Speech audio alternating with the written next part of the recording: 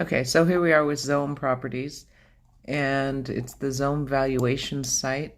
As you know, we have a few different sites. This one's for eMortgage Logic. The one we're working in is Xome Valuations.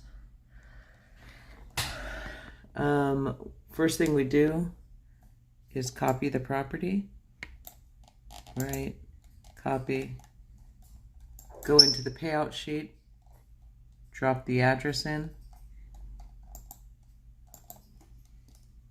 grab the order number and the type. This one happens to be BPOI for interior. That's where the reference number goes and what queue it is. So that's whichever agent it is attached to. Then you go back in here, and this is the one we click to open the order. The order will open up in here. Meanwhile, you want to have Realist open. I put it in a separate folder so that I can open them up and scroll back from one to the other. Now, as a reminder, no information at the top can be relied upon. It's the most recent MLS information. It has to be the information down in the bottom where you'll find characteristics, and you can trust those. Typically, if the MLS part doesn't match that, MLS, notice it said that? Where did it say that? MLS shows something different or something same. What's most recently listed about it. Oh, that's awesome. Love these dogs. Love my life. Okay, so you go back to the order. On the left, you're going to find all the red bubbles. Those are the only things that need to be filled in. And those will be depicted by being highlighted in red. We're in the subject property, and I grabbed this information. Did it sell within the last month? No. Was it listed in the last 12 months? Yes. Is it currently listed? No. Was it listed multiple times in the last 12 months? No. Original list date and all that data was pulled from Realist. If you go to the bottom, listing information, it shows the most recent cancellation, the date, who listed it, at what price, original 315. I didn't see that earlier. So original 315.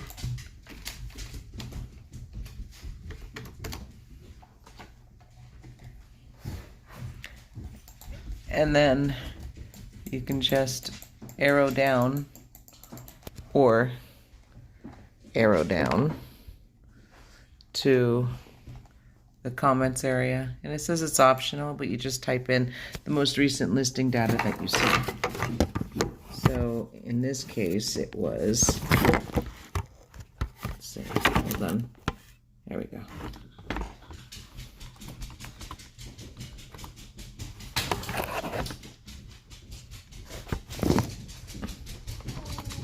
It appears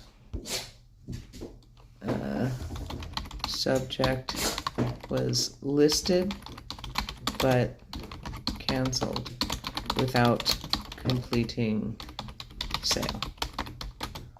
No big deal. Neighborhood information. So that neighborhood information is going to be highlighted with these red items, and corresponding they'll be red in that area. So they're pretty much a lot of drop down. Where was this banning? That's suburban, everything stable, stable, stable. Middle answers stable. Normal days on market, we use 60 as a default. Supply stable, stable,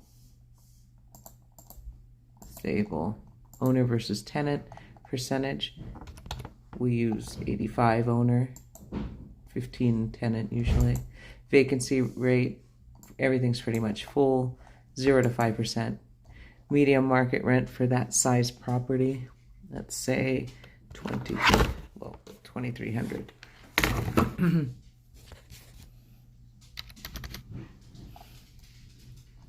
Neighborhood price range, we already have an idea of what they're trying to sell it at. So we can go 260 to, let's go above the 315. We'll do 390. Those numbers are arbitrary. Remember, this is an opinion, so it's kind of okay. Comp listings, same thing. We go above the 3 unless we had a really hard time finding comps. In this case, we haven't even touched comps yet, but I already know what the answer is going to be. Listing club REO, we can put 1 because we know at least this one is an REO. Medium price range at approximately 300. Built up, that means how much is the area built out. This is suburban. It's not much built out over there. Neighborhood zoning, residential. Growth, stable. Highest current use, residential. Neighborhood comments, you can pop over to your final notes and then click neighborhood. Then it highlights this. Grab this. Any paragraph is fine.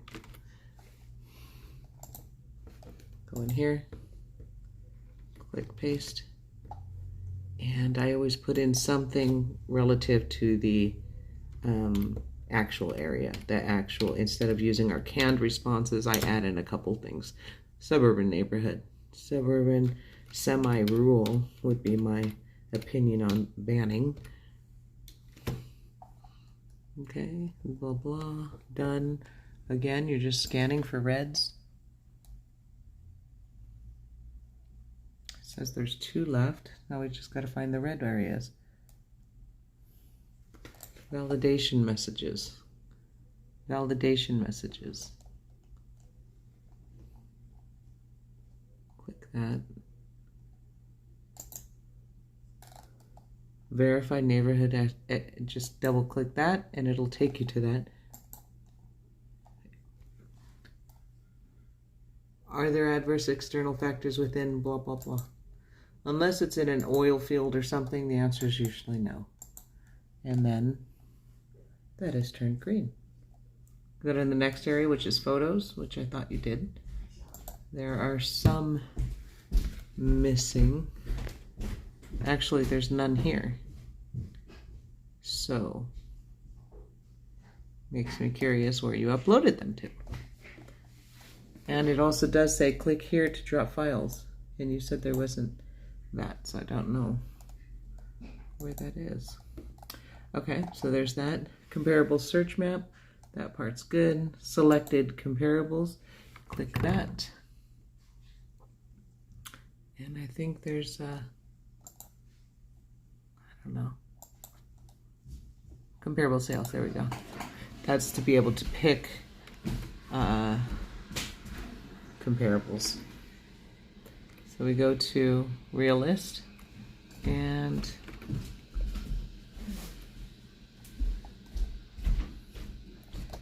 go to the salient features right there, and you just notice the lot, building, bed, bath. So we'll go 5600, 1700, 22. 5600, 1700, 22. Take it back over here. Sort by GLA. Scroll down to approximately the size of the subject and start there. Do more. Well, they're all pretty small compared to the subject. There we go. Let me look one more time because I forgot already. 1683. 1683. There's a couple at the bottom right there. So let's go.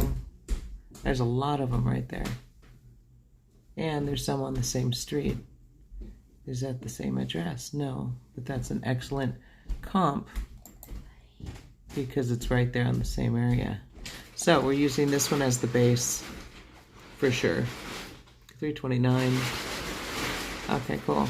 So now you want to find one with lower GLA and lower price and higher GLA and higher price.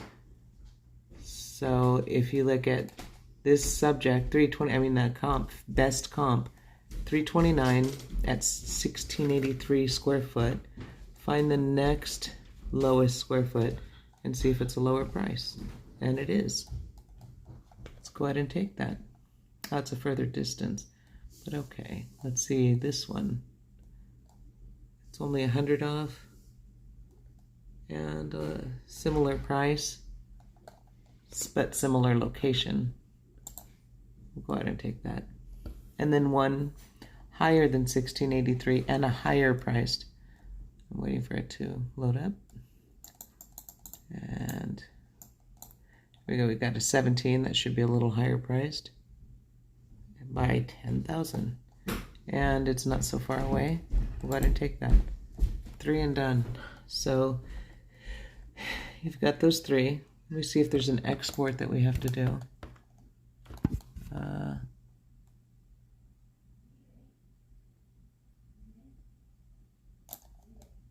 Yeah, that's all fine. On some of our forms we have to click export to, but I guess we don't have to. Okay, so that's the first part of the searching, and we'll start a new video.